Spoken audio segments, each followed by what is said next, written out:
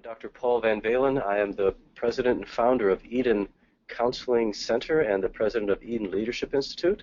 And once a month, we are providing training for leaders. Today's topic is coping with the stress of life and leadership.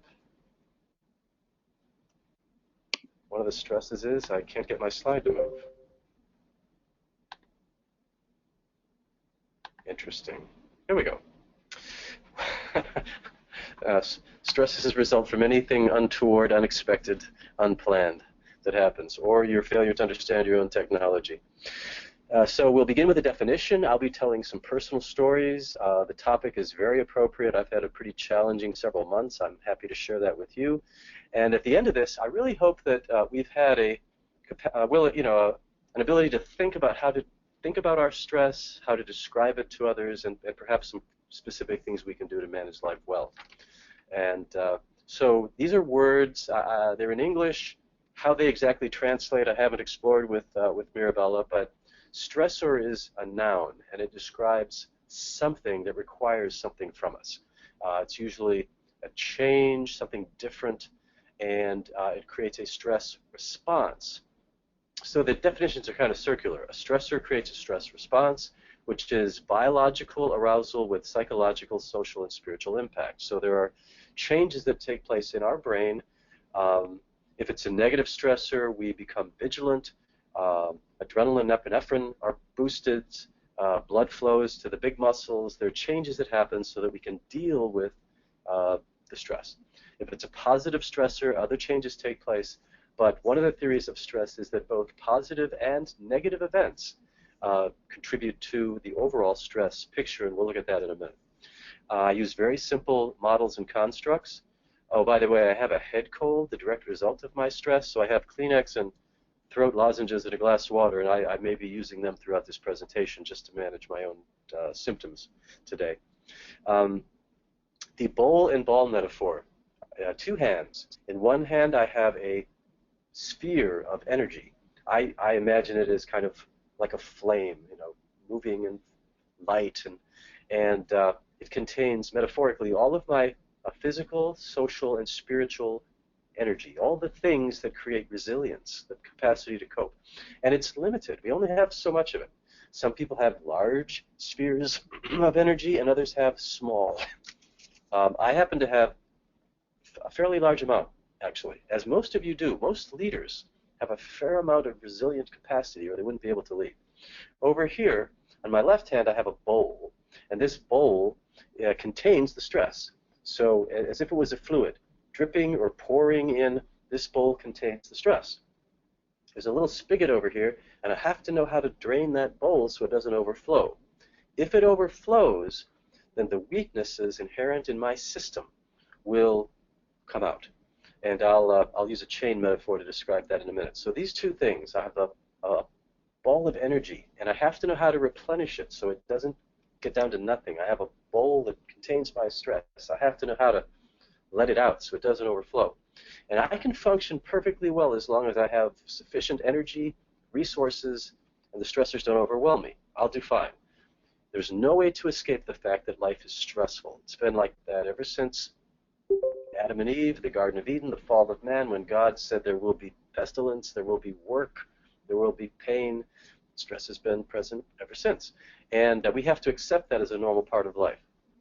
My chain metaphor is I picture a chain between my hands, large links, each one labeled with part of my system.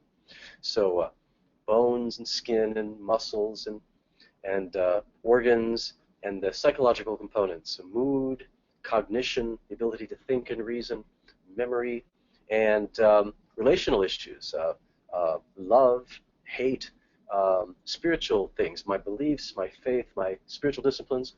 And so when I'm relaxed, there's very little pressure on this chain. It just kind of hangs there. But each stressor, each event that adds stress, if they happen in short period of time, contribute to tension on this chain until eventually the chain will break. It's because, look, and I have learned what some of my weak links are in me. I have a slight scoliosis. My spine curves that results in imbalance of musculature. If I'm I know I'm stressing myself. I've learned that for stressing and activity and stress management, I can avoid all back, neck, and shoulder pain. But I have had periods of time when I actually, I just got to notice that things are coming slow. I hope you can still see the images. If any of you have difficulty having an image, let Bella know. She can contact me, and I can turn off the camera and reduce the feed, but I'll keep it on as long as we do all right. Certainly, web activity is a modern-day stressor. So in me, I have some physiological weaknesses. I have a tendency toward allergies, and I have developed a condition called Meniere's disease, which affects my inner ear structure, all of which are clearly susceptible to stress. So managing stress for me involves keeping these systems healthy and doing what I can to cope with the daily stresses of life.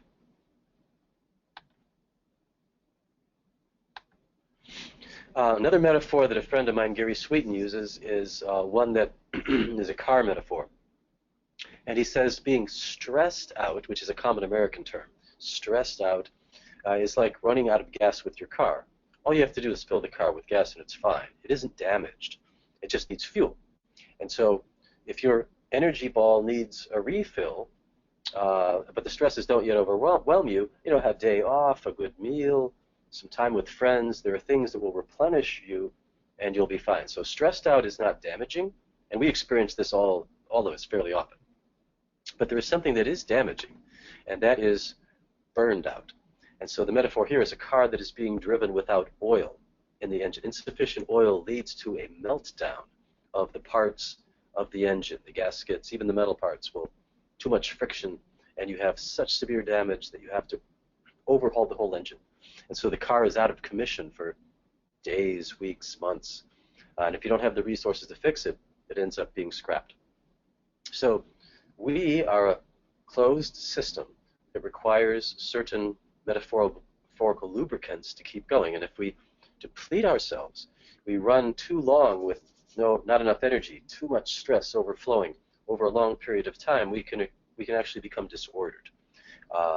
This isn't a presentation on that, but I'm going to have Mirabella post on Counsel Tools on our website a talk that I gave on children and traumatic stress with outlines for acute stress, post-traumatic stress, traumatic stress, a variety of things that are not the central topic of this presentation, but they are relevant. And I have been through acute stress. I have experienced burnout on at least 2 occasions. And we need help when this occurs. This is going to be a general overview of concepts and terms and ideas. And at any point, if there's a topic that I touch on, such as traumatic stress or acute stress, you want to learn more about in the future, when you receive your questionnaire today, your survey, please add any element that you would like more information on, and we'll be happy to bring that into future training. Also, you are welcome to contact me personally. We're talking about a very personal topic. You have access to me by email. Mirabella and I, through the internet, are able to communicate through FaceTime at no cost. So there are ways to communicate internationally. I'm happy to entertain discussions and emails as well regarding this or any topic relevant to either our relationship or the beginning of our relationship. So burnout leads to a need for help. I have been what I would call burned out twice in my life, experiencing significant anxiety and depression. I needed assistance, and it took 3 years each time for me to fully recover from the state that stress had gotten me into. And I really believe that every leader will experience stressed out, and because we are people who live life on the edge, we are putting ourselves in situations that are extraordinary, that we're tackling problems and situations other people would not. We will, what I call hit the wall, that's an American term. You hit the wall and you stop suddenly, and you'll experience burnout. That is how you will learn your limits. If you're a person that pushes yourself to the edge, as I have and do, you learn your limits by paying attention to the evidence of a need to rethink, regroup, redo, and hopefully we can acquire wisdom through this process. So it isn't a matter of being hopeless and despairing if you find things difficult. With the right assistance, wisdom can come out of this. I have experienced this personally. I've guided many people through their periods of burnout. I absolutely believe that God allows us to meet the ends of our capacity so that we remain dependent on Him, we seek Him for guidance, and He uses His church as His vehicle for helping us grow and develop, and then we're able to lead others similarly. I think the greatest leaders are leaders who have overcome personal challenges, and they have a story that can be inspiring to others if it's appropriate to share it. And so those are my thoughts about burnout. I'm going to share with you some personal examples of types of stress. We have 4 categories here: events that occur in our life, and I'm going to show you a scale, and if Mirabella got it out, we have that out there for you to look at, and if she hasn't had time to do that, we'll be sure you get it. You can look at this thing that I'm going to show you in a minute. So those are events that come into life, and then there are daily stressors, which can be, any day can have too much negativity versus positive circumstances, and when that happens, daily stress builds up. Another type of stress we call critical stressors. There's a whole literature on critical stress, and those fall into things that affect almost everybody the same. They're big events. Disasters fall into this. So critical stress occurs when there's a hurricane, a tornado, a terrorist attack, when there's war. And so there's a lot of literature on this as well, understanding this. Now, critical stress may lead to traumatic stress, but not for everybody. Traumatic stress is the perception of a threat to self or others resulting in specific anatomical, biological brain changes with specific symptoms that follow with traumatic stress. And it's very much individual. People are very individualized in terms of traumatic stress. We're not going to try to really delve into all these elements. I wanted you to be aware of these differences. What I want to share with you will take me just a second to pull up here. And so you should be able to see the Holmes-Ray stress test. This was devised a number of decades ago. It's been used in a lot of research. I use it all the time. And what they have done is they've taken specific events that do occur in one's life, and they devised a rating system.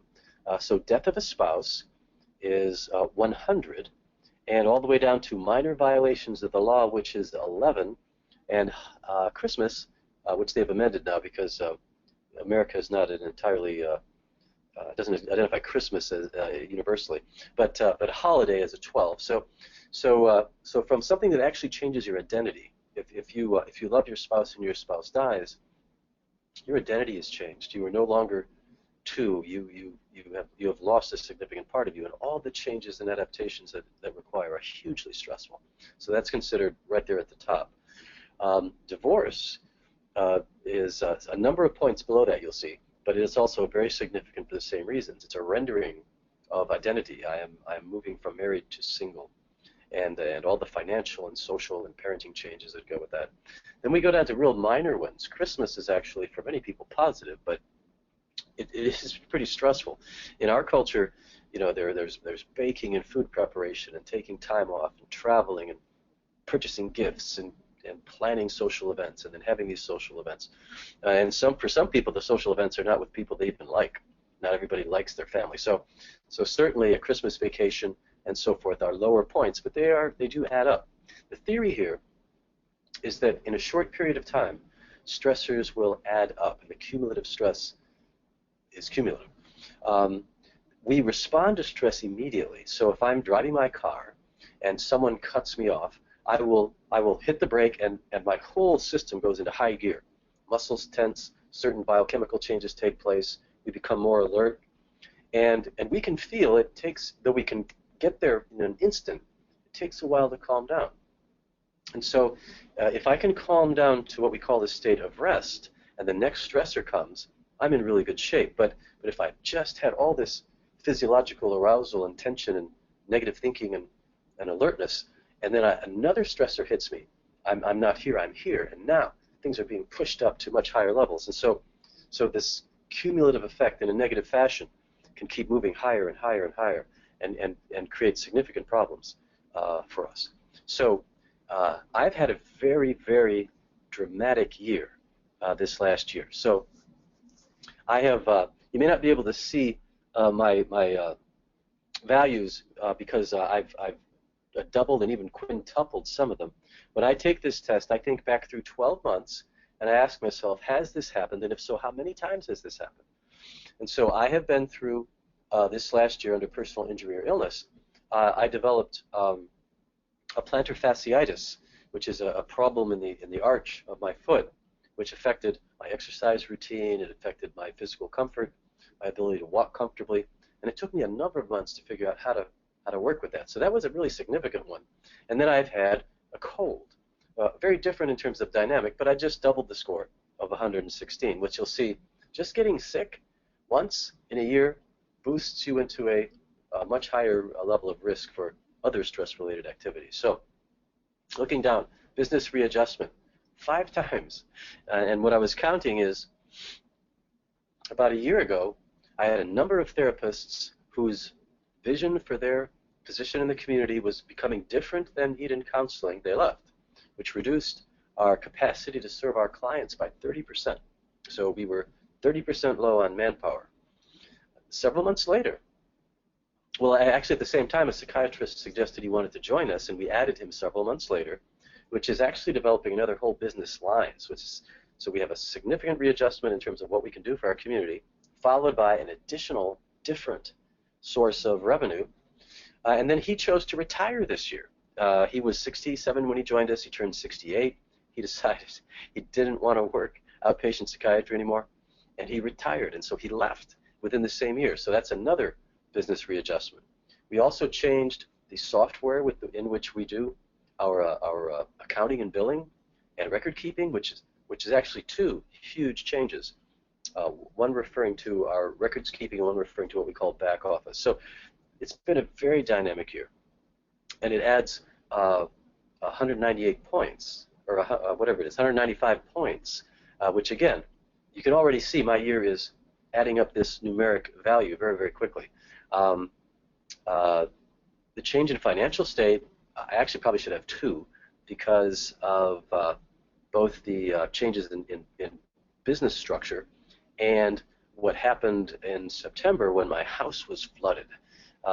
Becky and I had been enjoying renovating the bathrooms in our house. The house was built in 1994.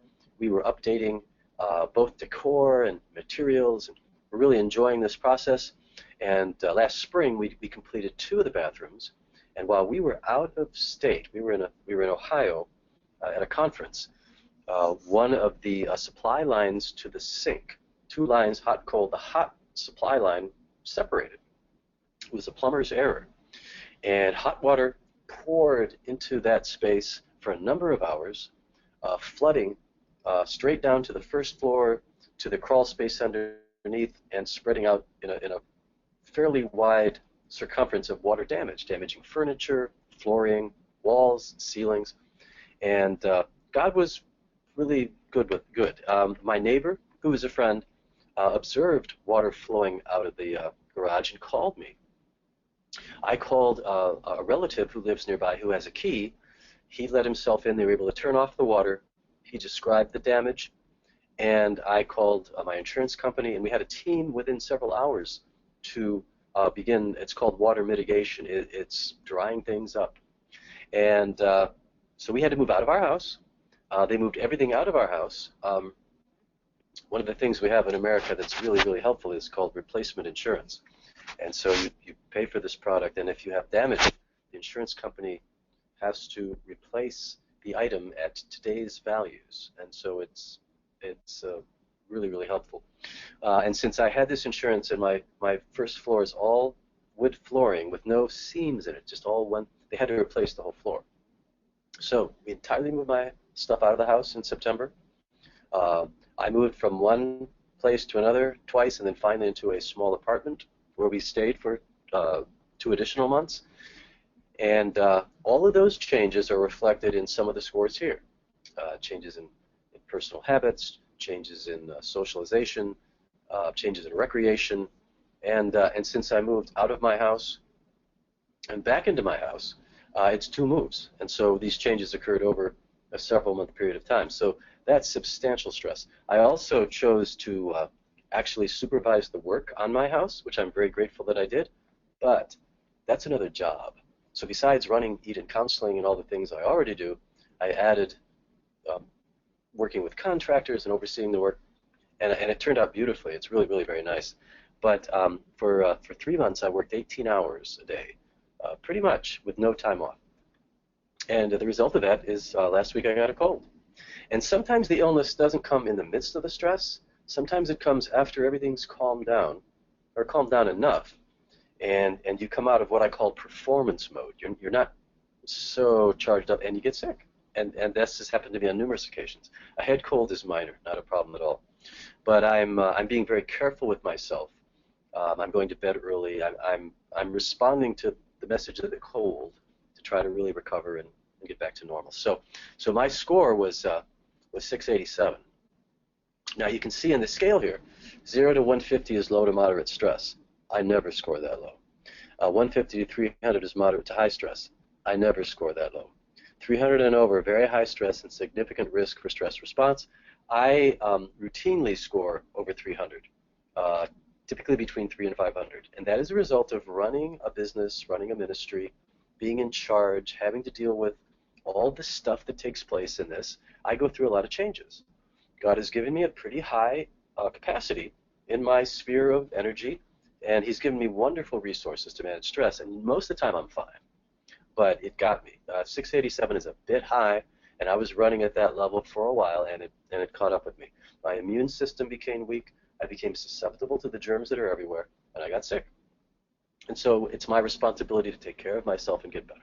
So we're going to circulate this document to you all, so you can look at it and sort of contemplate in your own year, what kind of year have I had?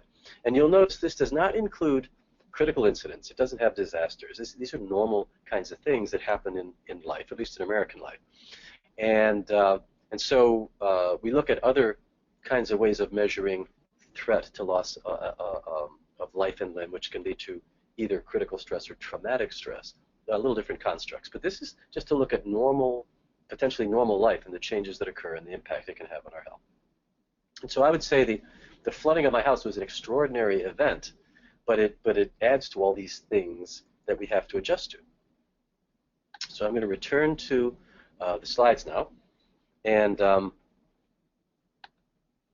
talk about resilience. So over here is the stress bowl. That's containing all these events that lead to stress. Over here are the resources for resilience. And 2 definitions of resilience.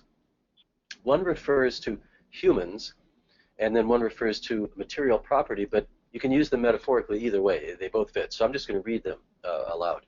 The ability to recover quickly from illness, change, or misfortune. Buoyancy. There's a physical metaphor. You come to the surface after you've been pulled down. So a more physical definition is the property of a material that enables it to resume its original shape or position after being bent, stretched, or compressed. Elasticity. And so your ability to bounce back, to come to the surface, is your resilience. And some people have more resilience than others. Leaders have to have a lot of resilience. We have to. And we'll talk about that in just a second. So leaders have more. We have more work, we have more problems, we have more changes, and we have more stress. It's inherent with being a leader. We have to both accept this and maximize our capacity to be resilient. Because we have not only our problems, we have everyone else's problems. So when my house flooded, that was a significant problem for me. It did not take away at all from the fact that I had a psychiatrist who wanted to retire. I have other new therapists coming in. We had to do that. I'm dealing with all these changes in the company. It was really a perfect trilogy of storm for me. Business stress, house stress, and then holiday stress, all coming in one thing there.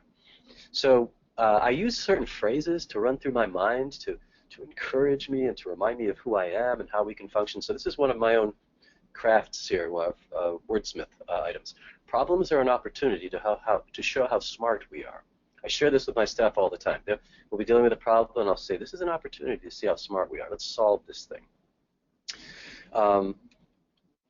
The way we think and the way we perceive things will definitely affect our capacity to cope and solve problems. So I always try to move people out of a negative mind state into an optimistic, hopeful, let's fix this kind of mentality.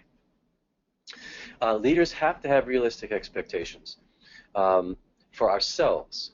I'm going to tell you a story about a young man who I have the privilege of mentoring some young leaders, and at least for seasons. And I have a young man I'm working with now, very competent young man, top of his class in seminary, brilliant, really good heart, has a real sense of God's call in his life. And so he's in his first year as an associate pastor in a very large church. And they've given him a lot of responsibility. And so I was meeting with him. He was complaining about, I'm trying to live my life within certain boundaries, and it can't be done. And I said to him, I think you have to accept that. I think you have to accept that your life is different.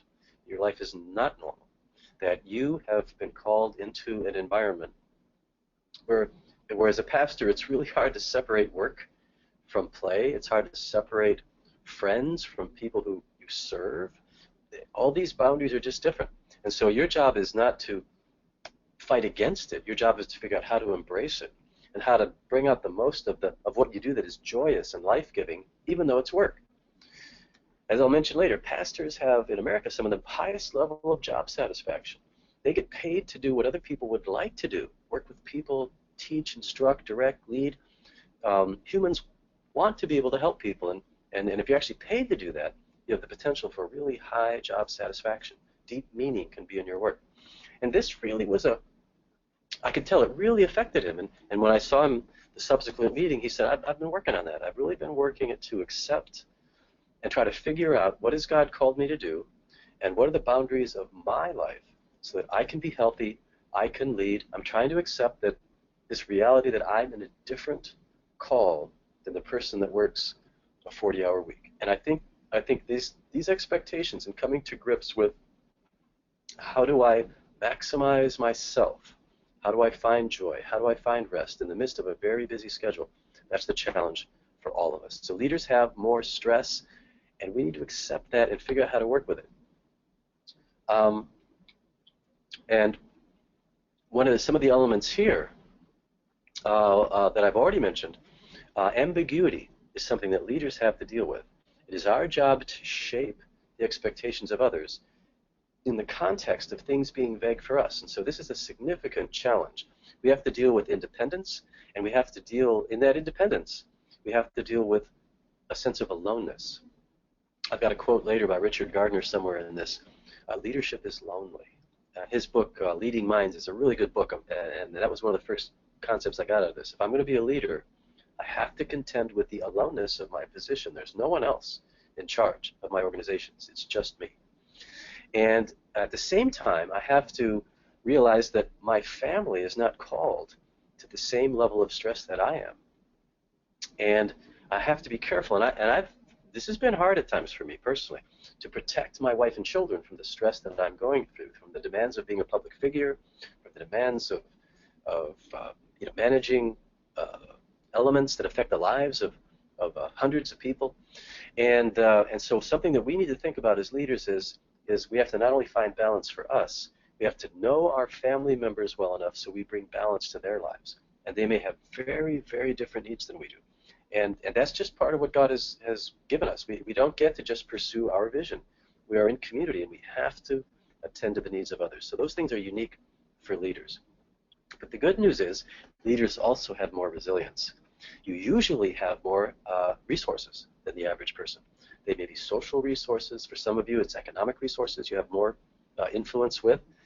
You may not own a lot, but if you're leading a group and there are financial contributions made by different organizations into that group, you are significantly influencing large resources. I don't put it in my pocket, but the counseling center brings in a significant amount of money every year, and I have the responsibility of making sure that gets managed well. But I have the privilege of doing that as well as the stress. And so there are certain privileges that come with leadership.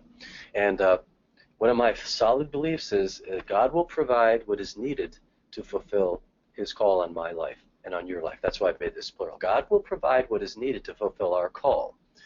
One of the challenges is really figuring out exactly what is that call and what does he want me to do now. So there are certain vagaries to even following God's call. It's not always specific how we should go.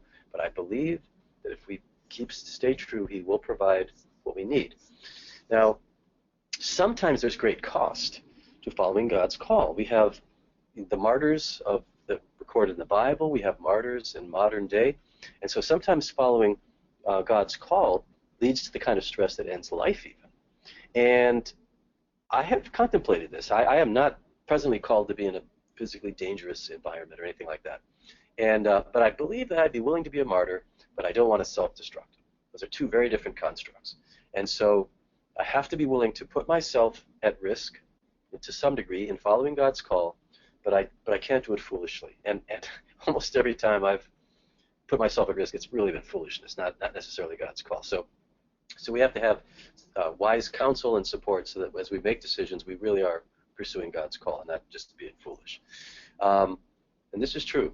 When people learn about my schedule, family, friends, colleagues, they can't believe how much I do, how hard I work, how long I spend doing things. They also don't know how much I love certain elements of what I do. They have no capacity to understand what joy I get doing this presentation. This is a true story. So I'm working on this morning. I had a wonderful morning today. I love preparing. I love preparing this talk more than giving it. And so I had all morning to prepare for an intensive intervention we're doing with a pastoral couple this weekend. Love that, planning how we will help them with their marriage. Love working with this.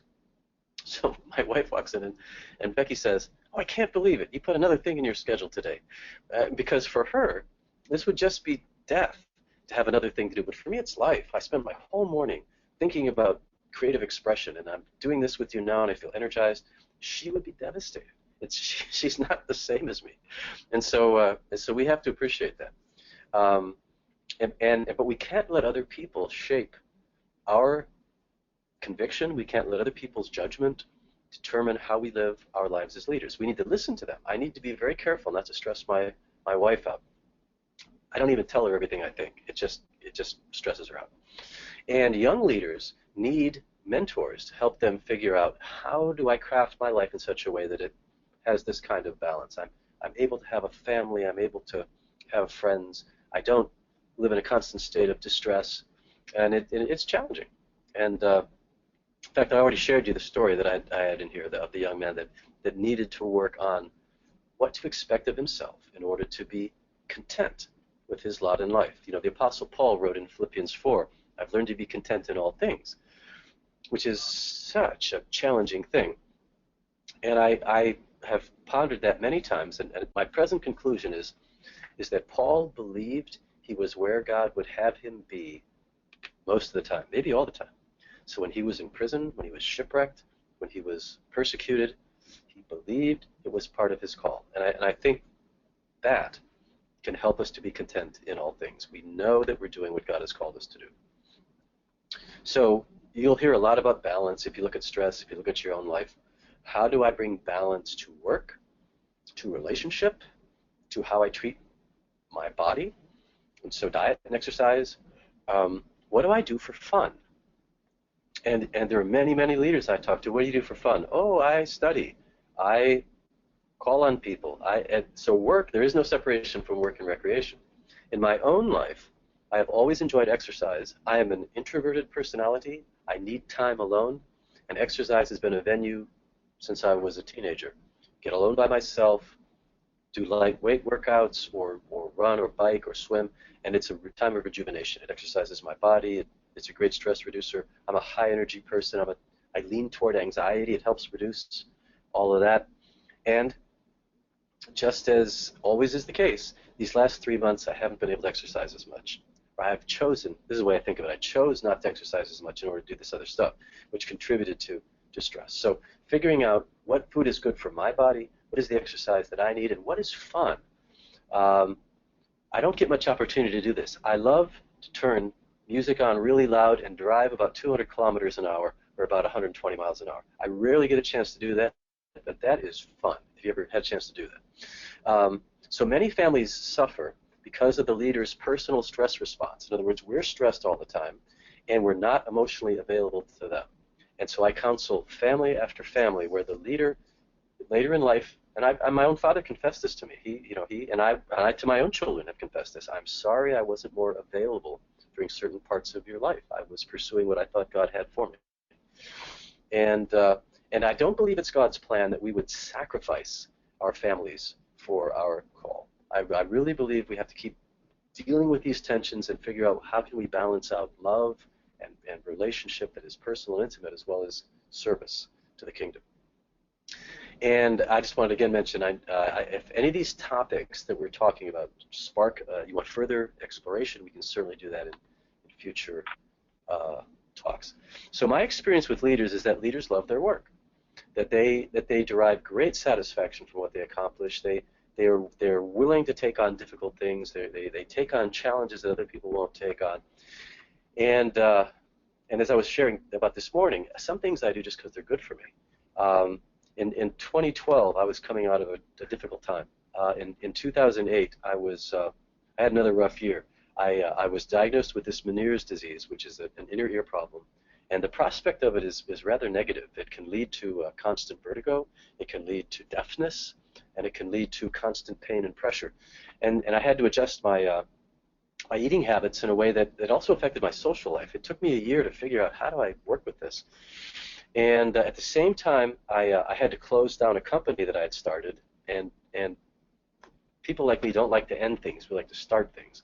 And I also had to release some staff that had been with me for a long time because they did not have the skills needed to move us forward. All these things came together, and I got into a rough spot.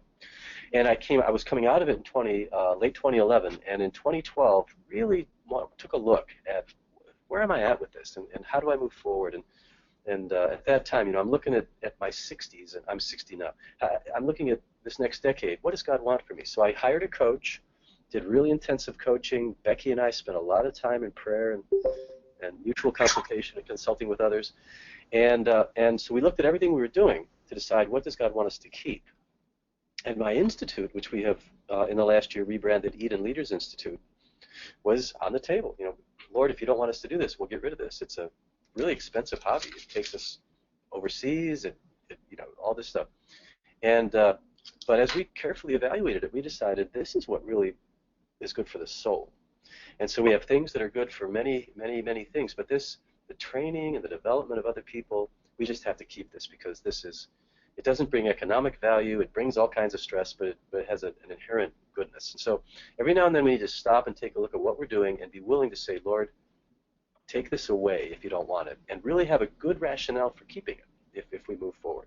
So if you know it blesses you and you have the capacity to enjoy it while you're on your journey, it helps a lot as we're dealing with things that are really, really challenging, which is what leaders also do. So this concept of stress management, we've been talking about stress, we've been talking about leaders' stress, we've been talking about resilience. This concept of stress management, definition here at the top, the conscious effort to better control. See, there are three ways to deal with this: control, mitigate, or interact. You can't avoid it all. So sometimes we have to control it. That we put boundaries around certain stressors. Sometimes we can avoid, sometimes we just try to deal with it less. Mitigate, in the next bullet, to make it less severe. So if we can't avoid it, what are the things we can do so it has less damaging effect? And some stressors we just plain have to go through, and we can't really limit them. We can't really change their effect. We just have to endure and with God's help survive. So there are three things that are actually related to stress management. And so, oops, well, that's interesting. I didn't know I could do that. I found another way to change slides. So this knowledge of these four things I think are critical to stress management. You have to know yourself. And this is a lifelong process. I'm 60 years of age. I'm pretty introspective. I've been studying me since I was a little kid in ways that are different from other people because of my character and what I've been called to do. And knowing yourself also means know what stresses you, because it's individually perceived. What stresses me may not stress you. What stresses me you might call fun. I have a son that hates heights, and so the roller coaster at the local amusement park for all of us is fun. To him it's terror because of how it affects him as an individual. So he just doesn't do those things. Know your limits. I knew this when I was getting into it. I can't work 18-hour days nonstop for 3 months and not get sick. I knew that, but I chose to do it anyway. Know and practice what helps you thrive, not just survive, not just make it, but thrive. And I know that very meaningful relationships are very important to me. I know now that I'm entering the age of wisdom, mentoring young people, watching them grow, oh, that just brings life to me. I know that music still has great joy. I know that exercise brings me a sense of life. So it's those things that are life-giving. You have to make time for them. And hopefully you can. Hopefully you have the resources to figure out what are those things that God has placed in my life that just bring a sense of thriving, so that the negative stresses versus thriving are well countered in your life. I pray that that's the case. And most of the time it is in mine. I actually have been able to develop what I do to where I actually feel good about most of what I do, which has taken 50 years to get to that place. So what can we do with physical stress? And many of these are really obvious kinds of things that leaders tend not to really pay attention to. We have to get enough sleep and rest. I've really been emphasizing the only way I can get more rest is to go to bed early. I can't sleep in. When there's light, I'm awake. So I've been going to bed an hour early every night, and I've been extending my nights lately. That's been helping me. You have to know your body. Some people need more carbohydrates. Some people need more protein. Some people need more plant content in their body. We're different. And so you have to figure out what makes you function as the best well-oiled machine that you can, and the type of exercise. I love extensive cardio and lightweight workouts. That seems to work for me. I have friends that are really heavy into bodybuilding. That's fine. It actually stresses the heart a bit to have that much bulk, but that's their thing. That's fine. And then what of it is play? So it's not all work. We say we work out. Well, is that play or is that work? And much of our time needs to be playful. We have to learn how to relax. You need a 30-second method so that you can manage your stress quickly, and then you need to sometimes invest in longer periods of time, a week off, for example, where you're just relaxing, get deep relaxation in there. Some things that we won't really get into much. Meditative prayer is different than petition. So learning meditative prayer or meditation on Scripture, very good for the heart, mind, and soul. Learning to identify and manage just negative thoughts. And there are certain physical things to do, massage, deep muscle relaxation. And I use the term non-compulsive sex. If you are married and you have a spouse and you engage in healthy sexual activity, that's a significant stress reducer. It's really, really, really helpful. Some people have addictions and compulsions, so just engaging in sex by itself isn't good. But interactive, loving sex is healthy and good for us. I trust you're all of age and we can talk about these things. There's the whole process of thought correction, and Philippians 4:6-9 is really good blueprint. This is the most quoted portion of Scripture in my work, where he says, "Be anxious for nothing, but in prayer with thanksgiving, let your requests be made known to God, and he will guard your heart and mind in Christ Jesus." Then in 9, he tells us what to think about, what is true, lovely, pure, worthy of praise. Think on these things. Wonderful little outline. So I'll send that home to people and say, I want you to fill this out every day. I want you to write down something true, something good, something worthy of praise, something excellent. I want you to begin to exercise moving your mind to a positive direction. So besides the ability to identify and move from negative to positive thought, consistent with Philippians 4, we need to really appraise stress, not based on how we feel or the cumulative stress, but in the moment. And so it's the ability to be objective and to and I have friends that use, here's some more phrases, I didn't put them in the outline, that the friends use. One friend says to himself, it's never as bad as it seems. The first thing when he encounters anything is he says to himself, it's never as bad as it seems. And that's usually true. Another friend says to himself, what I fear the most rarely comes to be. What I fear the most rarely comes to be. And another friend is really pragmatic. He says, if you can write a check for it, if you can write a banknote, if you can write a check for it, it's really not a problem. You might not like writing the check, but if you can, it's really not a problem. The same person uses this phrase, if it's not going to be a problem a year from now, it's really not a problem. So these are ways to kind of shrink down the emotional impact of an event so we can think clearly, we can call upon the right resources and solve problems. Optimism is a natural state of mind for a good many people, but not everybody. I am not a natural optimist, but I have that capacity. I can be, and so I have to exercise optimistic thinking. It's a form of positive thinking, so that I can expect good. And there's a lot of scripture that reinforces this. All things work together for good to those who are called according to his purpose. We have a lot of scriptural basis for optimistic thinking. God will win out in the end. We have to learn how to manage our worries. We have to learn how to effectively problem solve. And as leaders, people are going to complain to you a lot. And you can't let that become toxic. You know, people will come to you with, this isn't working, that isn't working, why don't you do this, you should try that. And you have to, I actually limit my exposure by where my office is placed in a place where people can't just walk by my door and pop in. They have to be intentional to get to me. I set that up strategically. And I won't read all the negative emails in one sitting. I parcel them out to where I can fit that. I don't let my phone demand my attention. So these are all things I've learned to set boundaries around the amount of just plain negativity that comes my way.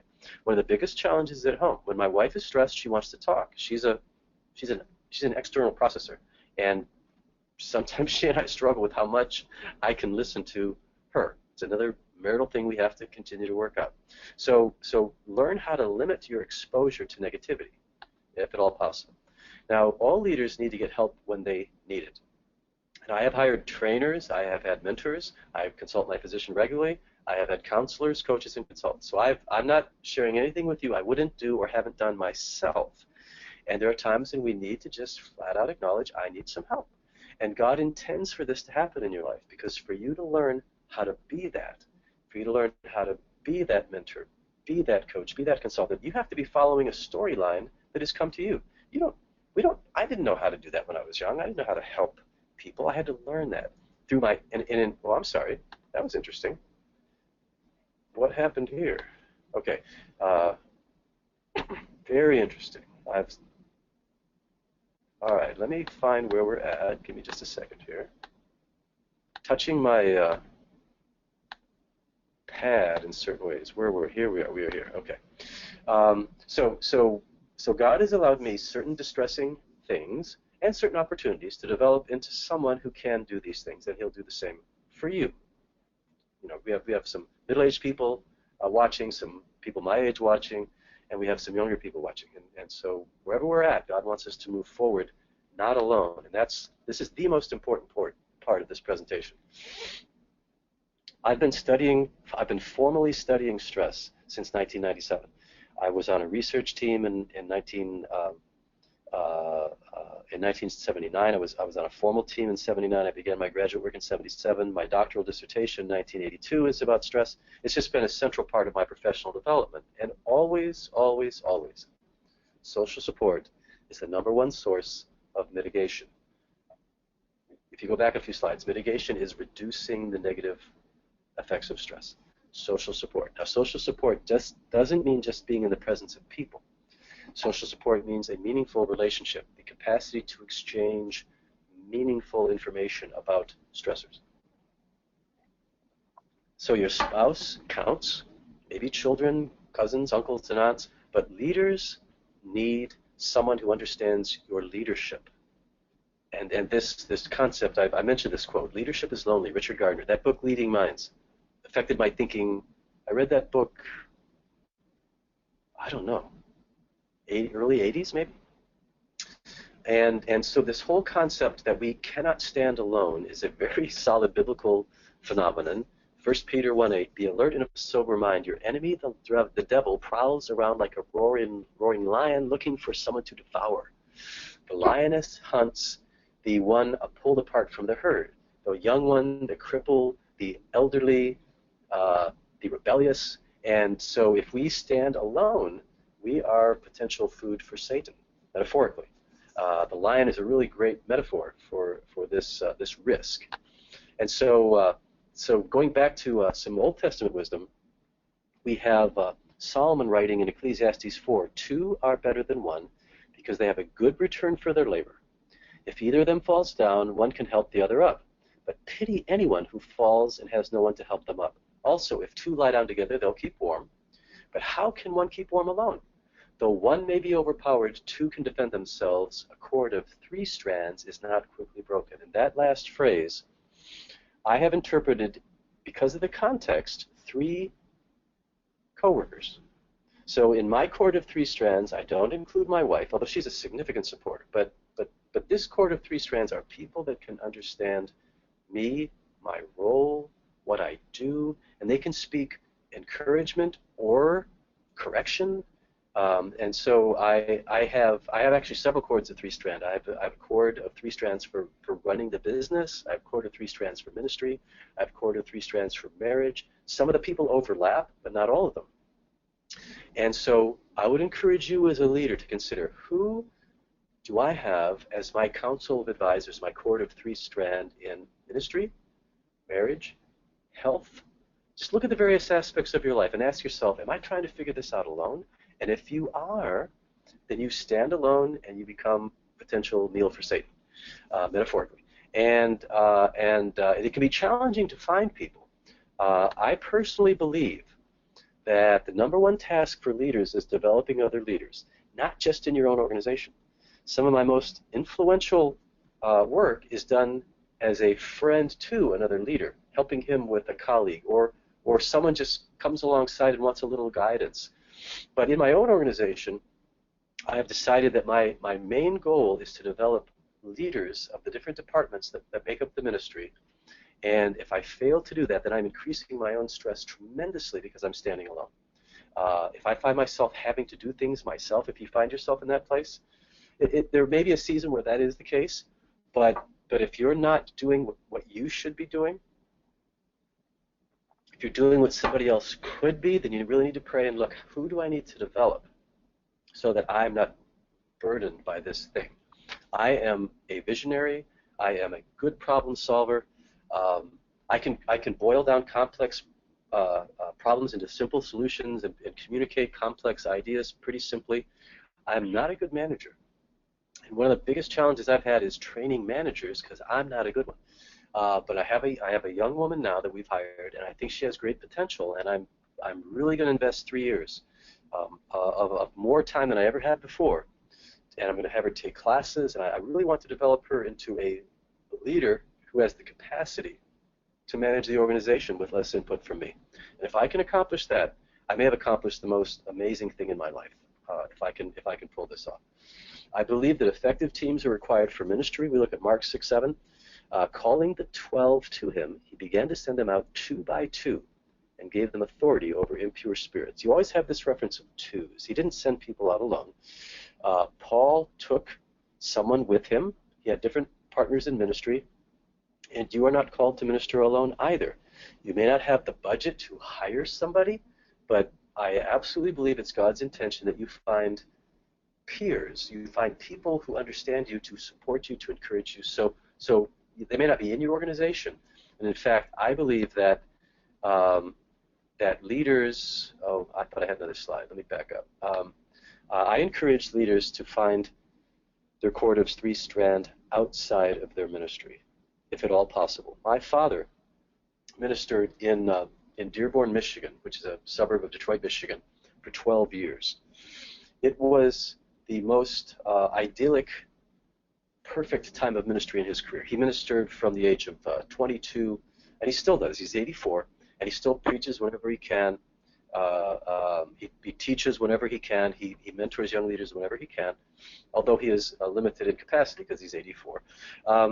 But these 12 years, God blessed him with people, leaders in the community who were also in his church, and they built friendships. They are my family. These leaders and their families are my adopted aunts and uncles and cousins, and my closest friend is the son of one of these leaders. We've been friends since I was 6 years old, and you cannot replace a 54-year relationship. So sometimes it happens. And so having grown up in that environment, I kind of thought that was normal. I've since learned that is not normal. That a leader has to be very careful to guard against gossip, has to be very careful to guard against being perceived as treating people with special privilege. Jealousy occurs, and I saw that it can be done. My father's closest friends were under his ministry, and it was successful, but that's rare. Most of us need someone to come alongside. So I'm the leader, and I have friends who are my therapists that I supervise and work with, but the people that get closer are outside of my organization. One of my confidants is this friend since I was 5 years old. He lives in Michigan, far away, doesn't interact with any of my people. Another one of my confidants is in Long Island, New York, far away, doesn't interact with any of my people. I have some confidants local that I actually do ministry with, but they are not directly under my authority. We come together as partners for projects, and we work in various ministry projects together. So you have to figure out with the resources in your community and with technology, I can have resources thousands of miles away through the internet, through effective use of telephone and FaceTime and Skype and so forth. We're using GoToMeeting to bring people all together. So if we find that we are standing alone, we have to be careful not to use excuses for that. We really need to persevere and ask God and seek who is it that will benefit from a relationship with me? Who needs their stress reduced by contact with me? A special word for midlife. Those of you that are, if you're male between the ages of 35 and 55, if you're female between the ages of 33 and 50, you're in midlife. And we want to finish well. You're in the middle. I'm at 60, so I'm moving into the age of wisdom. I'm kind of, moving through this.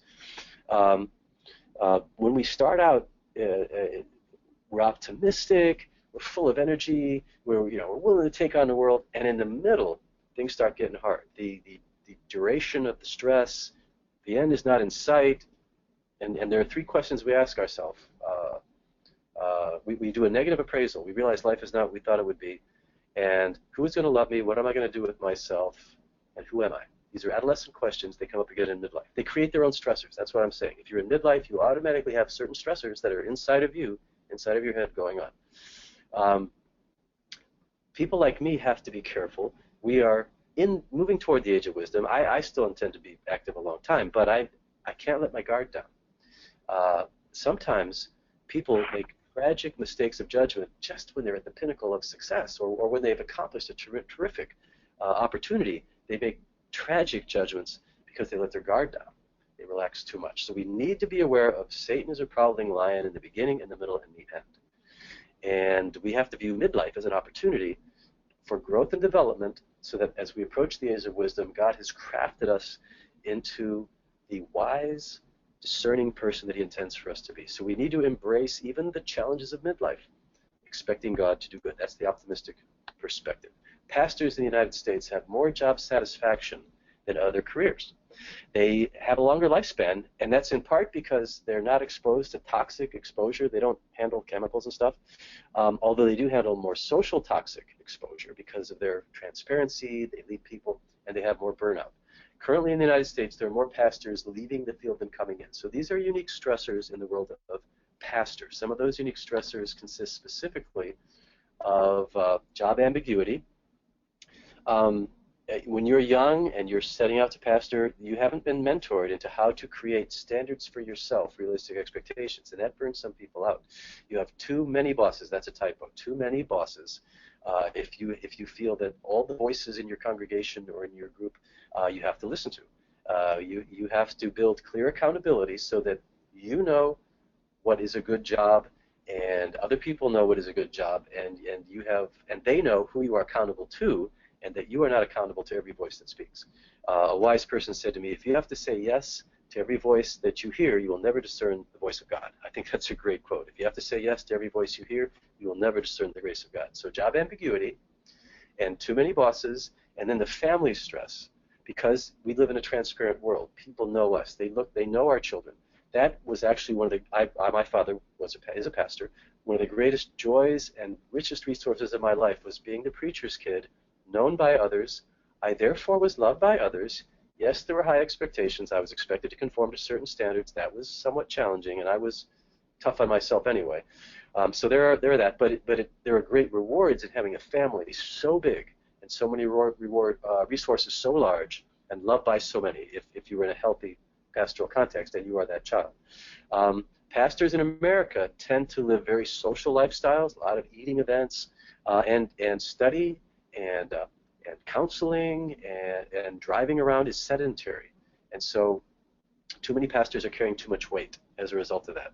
And so we have higher instances of all the indicators of bad health when measured amongst, there's a very large study being done at Duke University in the seminary with United Methodist pastors, big study, funded by a $12 million grant.